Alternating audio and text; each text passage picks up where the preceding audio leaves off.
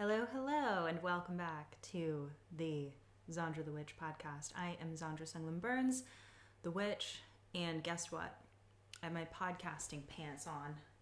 I'm always wearing these on the days that I feel like getting out the microphone and doing a podcast. And I think, well, first of all, I almost changed because I was like, not again.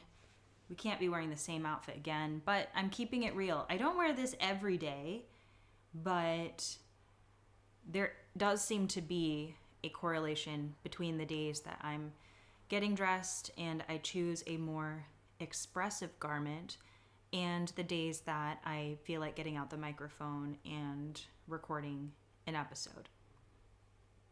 So there is some oracular mood discernment in the art of dressing oneself for you to explore within yourself. I mean, it seems pretty simple to me.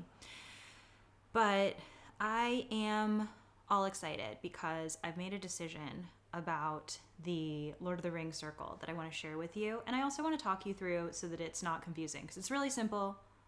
But I just want to make sure that it's clear, okay?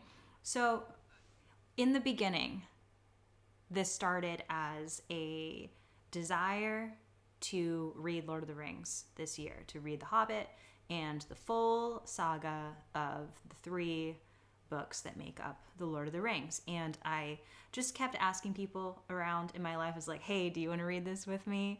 And I really wanted to make this more of a community journey, especially after doing my Taylor Swift Showgirl Portal project, where I was doing an art project based on each of the Taylor Swift album eras. That was really, really fun. That carried me through the month of September. And I kind of also felt lonely in doing that in like a Miss Americana way when she wins the Grammy and she's like, you got everything you ever wanted. And you didn't have anyone to call on the phone. Not to mention that she was dating Calvin Harris at the time. We don't talk about that.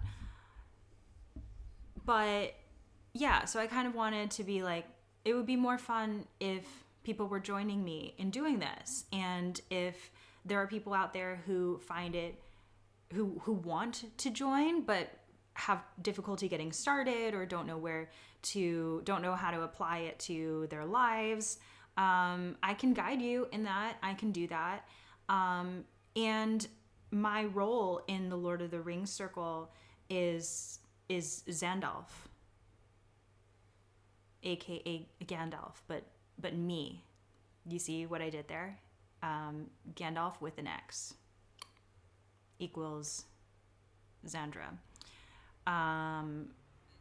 And as I started to reread The Hobbit, I realized that even in the first few chapters of The Hobbit, all they're doing is they're like, where's Gandalf? I wish Gandalf were here. He's not here. And I realized, and you know, it's the line in they're taking the hobbits to Isengard song as well. Where's Gandalf? I much desire to speak with him. They're constantly asking for Gandalf who's not actually there, which is very Dionysian, ever absent, ever present. So if I identify truly as the wizard, my role is actually to bring people together and not necessarily be in the weeds the whole time. So in The Hobbit, what Gandalf does is he knocks on Bilbo's door, calls him to adventure. Bilbo's like, oh, sorry, but you can come back for tea later.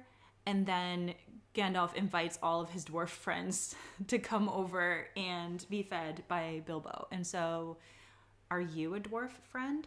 Are you an Elrond? Are you an Aragorn? Zandalf here, gathering you together. So, okay.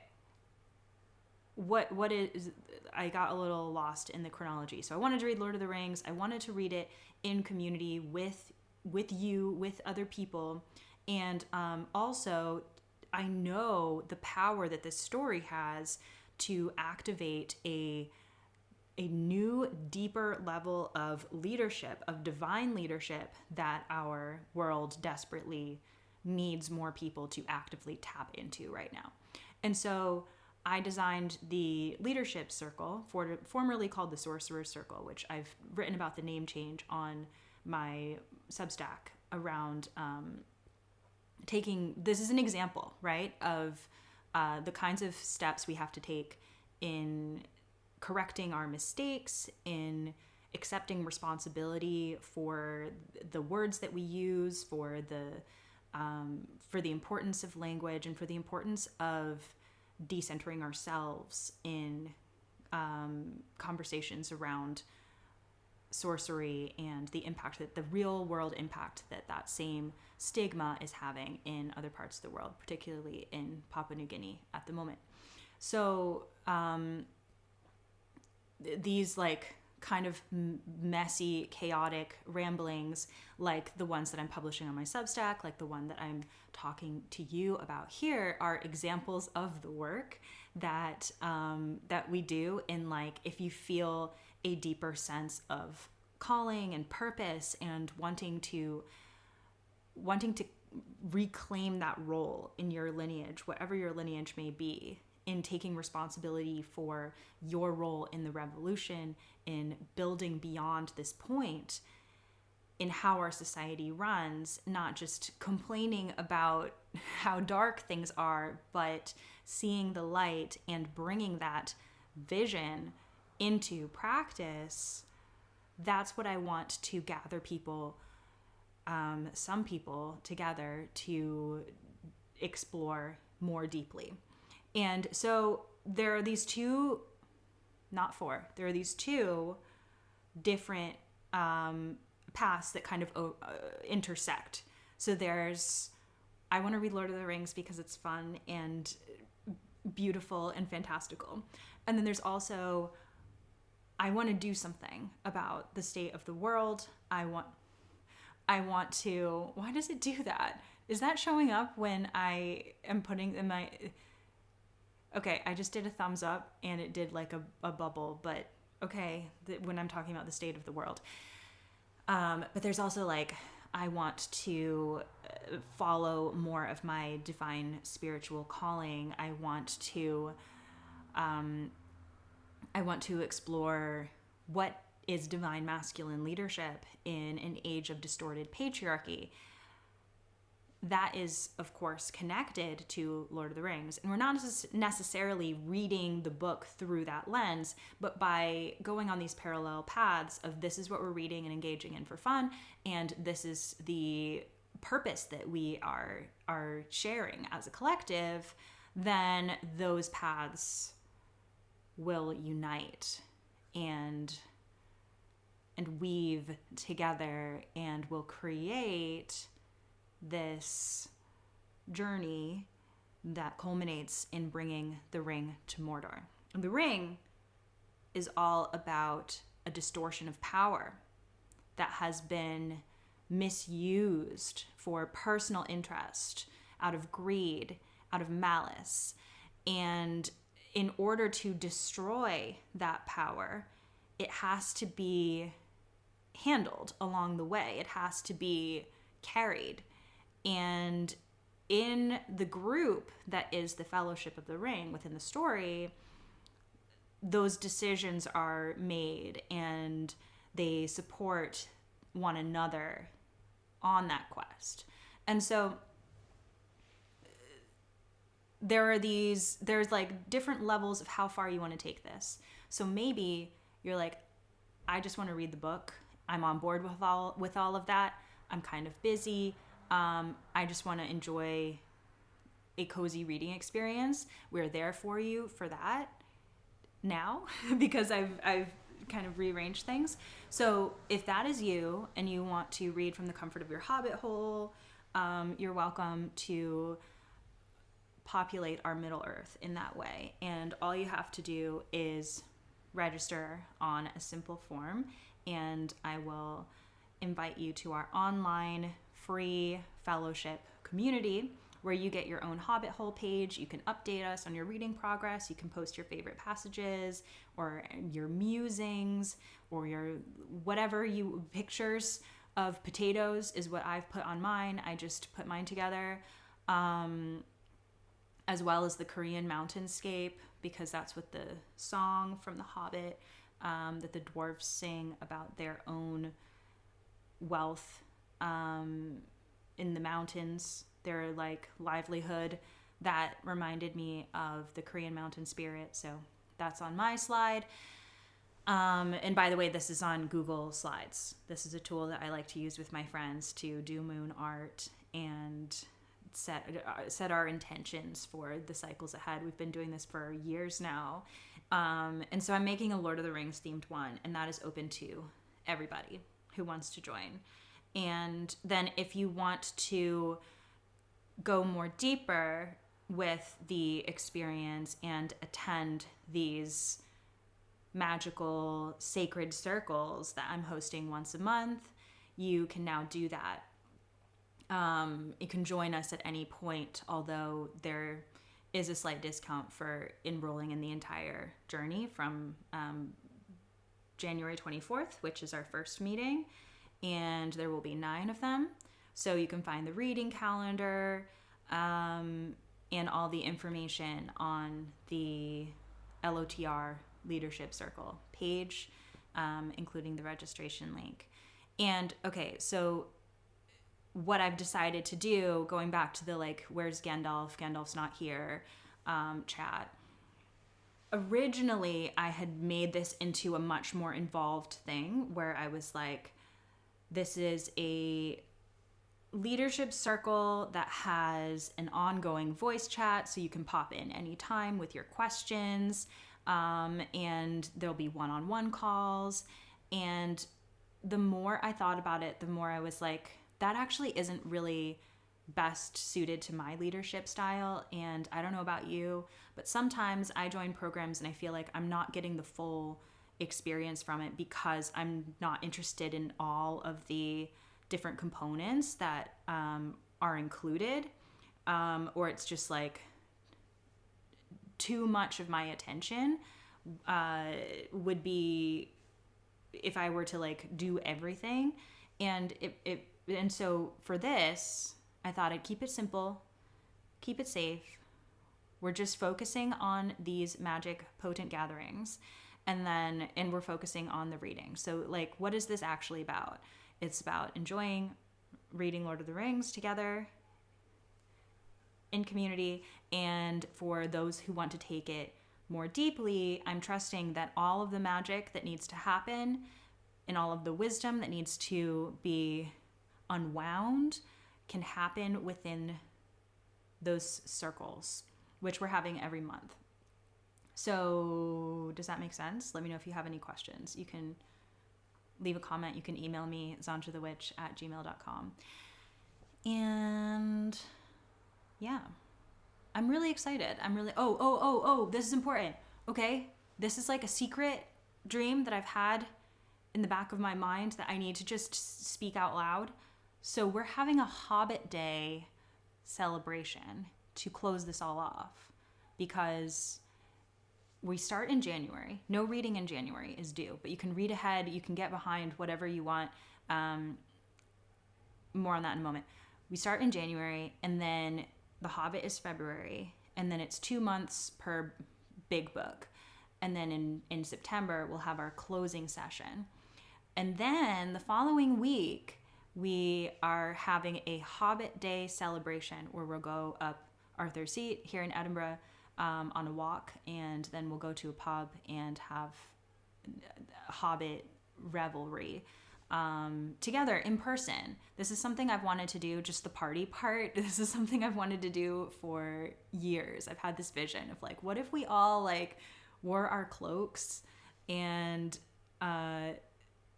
celebrated like hobbits. I can't promise there'll be any fireworks, but metaphorically, definitely. So, what was I going to say? There was something about the reading. Yeah, so You do not have to do all of the reading, although that's kind of the point, is to take on a fun challenge of how much of your time can you dedicate to something that you want to do purely for the enjoyment of it, reading for pleasure. And if you're called to read Lord of the Rings and with us, then we would love to have you. And we'll cheer you on when it gets difficult. If, like, for some people, this will be a difficult feat. For others, they'll be like, yeah, I read 1,000 pages a week. I don't know. I don't read 1,000 pages a week. But we do have a spoilers welcome policy. We're reading with the intention that everyone already knows the story and is happy to know parts of the story that haven't happened yet. I think it's a pretty well-known story at this point. And the main reason that we're doing this is to be able to speak openly about the full context of the saga, without having to worry about, like, oh, have you read this part yet? We're just, that's how this particular group is going. So expect spoilers, not like for the sake of spoilers, but when it's relevant. Yeah, I think that will enrich the experience. But what I really wanted to talk about today, what was actually the plan to talk about today, before I got really excited about this project development, is wintering. So it occurred to me, like the question occurred to me, what if we actually wintered? What would that look like in practice? Because winter is a season for rest and for winding down. And I'm speaking more from my weather perspective here in Scotland. We get cold winters, we get short days. The sun goes down at like 3 or 4 o'clock in the afternoon. And so as humans, before the electric light was invented, when it got dark, we would just wind down for the day whenever that time of day was. And as electric light has changed our like technological capability around that, we've grown less and less attuned to what nature is doing. And as I'm talking, I wonder if you can see what's going on outside my window. No, actually, there we go. No, kind of. As you may know, I have a very rudimentary camera setup here on the video version. But it's basically just a white sky today. Oh, when I do that with my hand, I think it shows you a little bit. But anyway, we as humans have kind of overridden nature in this way. And so it's something to think about. Personally, for attuning to light cycles, in the waning moon in particular, I focus on honoring the natural light cycles of the day. So when the sun goes down, I try not to supplement it as so much with electric lights. I use softer lighting. I try to be less on the computer. If I'm watching something, I do it really purposefully, like I'm watching a movie on the TV rather than I'm staring at my phone. You know, just like these little nudges towards reclaiming awareness of what is happening in the sky seasonally. I find that often the answers to our profound questions of like, what should I do with my life? What should I do next in my day? This is often answered by simply looking to the sky. Now, I want to address more of a personal development side of things around New Year's resolutions. And I, for a long time, have been like, I'm a huge personal development fan. I would sneak into the self-help section at Borders Books as a teenager because it felt kind of like stigmatized to do so, of like, you need help if you're in this section. And also it wasn't really for teenagers. You know, that was the young adult section. That's where the cool nerds hung out.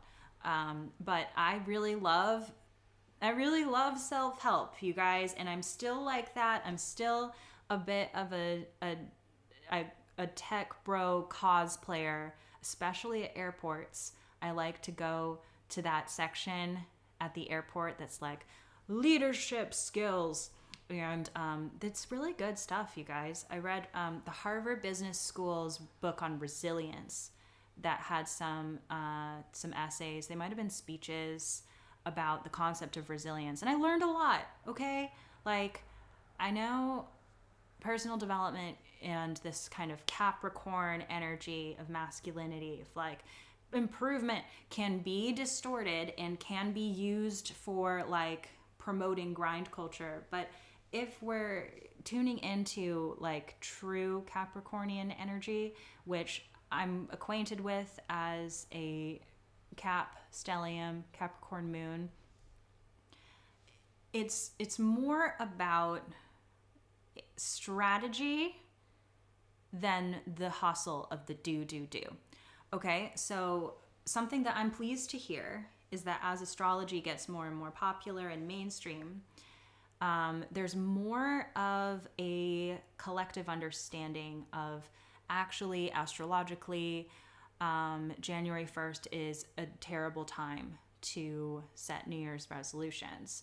Now, I have more of a nuanced take on this. So let's look at what's going on, broadly speaking, in the astrology over the winter months. I'm not an astrologer, but I like to work with time and the moon and the sun, so those particular seasons and phases, and apply that to more of a practical application. And so let's start with Scorpio season. So in Scorpio season, we delve into the mysteries, the shadow work, like what is deep and what is true and what is secret. And then in Sagittarius season, which we're in right now, although there is kind of an overlap at the moment, I'm feeling, because the new moons have been happening at the end of the sun season. And so we're still in the Scorpio new moon cycle here so it went Scorpio new moon, and then so it kind of opens up that chapter, and then the sun moved into Sagittarius. And so there's kind of both happening at once, which I'm enjoying, this like bleeding into each other. And it's always like that to a degree, because the inner planets are moving like kind of sequentially. But so in Sagittarius, like right now I'm feeling it, especially like this year. In Sagittarius season, that is the visionary, like expanding the sense of possibility, shooting the arrow way further than you can go yourself. And so this is a really great time to tune into what your vision is, or what your collective vision is. Dream big. I keep doing these like, stretching motions, because Sagittarius is about that broadness, that Jupiter, lucky planet syndrome of like anything is possible. So now is a really good time to, if you have a lunar logbook, my moon planner for telling the story of your life and planning your life, this is a really good time to do your wishes page, which happens at the beginning of the book, of like, make your wishes that you want to come true or begin to come true, like plant the seeds across this volume. This is a really good time to do that, or just make a vision board in general. Clean up the vision boards that you're using without thinking about it, like your desktop wallpaper on your laptop, your phone wallpaper, the things that you're seeing all the time. If your job requires you to be on Zoom calls or on a computer, or if you're a podcaster and you're like in the same space a lot, especially in a tech space, make sure that behind that you have some sort of visual, like tactile vision board of like imagery that lights you up and inspires you. If you're noticing that you're often like on a call and you're kind of staring at the same spot on behind your computer, or even on your computer, like if depending on how you have the screen set up, if you're staring at the same spot, make that spot count. Okay? Make that spot something that's worth like drilling into your brain. Otherwise, that's happening anyway, but it's just the light switch, you know? And maybe you need that. Maybe you need to be looking at the light switch and be like, I can turn the light on. We're talking about the electric light a lot today. But yeah, I just went off on a little visual shamanic activation tangent, but where was I? This is how my brain works when I'm just press record. Is like, all right, what needs to come through today? So,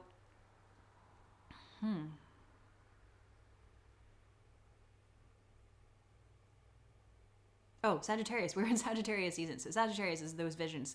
And then Capricorn season is what we're in as the Gregorian calendar turns to January 1st. And Capricorn is the boss. So it is a good time to set New Year's resolutions because Capricorn is the strategist. It is about defining here's what the plan is, but it's not about implementing the plan. This is the main thing that gets lost in our capitalist culture of like do constantly. These masculine cycles of like everyday hustle. What we're missing, what we need to remember is the cycles of the moon, of waxing and waning, of you can't just go from new moon to full moon right away. There's a waxing process of building up to that culmination. And then there's a winding down process of like tying up loose ends, finishing things off, and then getting ready to start again. But our culture under capitalism is compelling us to be like new moon to full moon, new moon to full moon right away. And like that's not how nature works. And that's not how we are designed to work as humans. And this like menstrual wisdom was something that was revered by those who didn't bleed, who would look to women and those who did bleed as like calendar keepers. You know, it wasn't something that was stigmatized and hidden. And it wasn't something to be ashamed of. It was something that if that wasn't your physical experience, you would look to learn from those who did experience it. So this is more of a bringing together of all people with all different experiences to learn from those different experiences that are also replicated in nature's cycles as well. And so Capricorn season is a good time to set your New Year's resolutions with discernment, to be particular about it, but it's not the time to hit the ground running. And then after Capricorn season, we get into Aquarius season, which is about innovating. It's about collective. It's about kind of reinventing and shaping, like, how do we want to fulfill that Sagittarius vision with that Capricorn strategy? How do we want to now that we know what we want to do and where we're going, how can we innovate that? And then Pisces season is about like finishing up the cycle. It's the last sign of the zodiac. This is when like the old stuff might get dredged up, but it's also when we can access the wisdom of our ancestors before spring begins and the new astrological year begins with Aries season. That's when you do the work. That's when you hit the ground running. But notice how much time there is between January and Aries season. There are months of incubation between knowing where you're going and actually fulfilling that vision. And so every year, I am committing more and more deeply to what if we actually wintered? And that started with like exploring this natural light cycles thing and winding down and being more conscious of my relationship to technology, especially in the winter, especially during the waning moon. And by the way, I do this in the waning moon to like really pay attention to it because that's the part of the cycle that is most neglected in our modern Western society. But you could do it the whole cycle. It's just for practical reasons, I choose to focus on different things at different times. So I've been doing this more and more deeply. And this year in particular, I have some plans. I have some ideas. I have some wild dreams and new ideas for where I want to go professionally, physically, in the world. Big plans, big dreams. And I really want to just get going with it. But I'm like, well, what if I let it take more time? What if I did this more slowly? What if I held this knowing of this is where I'm going and this is what I'm doing and this is what the next step is? What if I were a little more intentional about when to do that rather than like scrambling? And let me know if you relate to this or not, because I'm an Aries rising and I have a tendency to be like, okay, I know where I'm doing, let's do it, let's book it. But I also have very close people in my life who have more of the opposite problem of like, I've known what I want to do, why haven't I done it yet? So a lot of people need that like, just do it now advice. And then others like me are like, there's a consequence to just doing it now. Like you don't necessarily cut corners that way.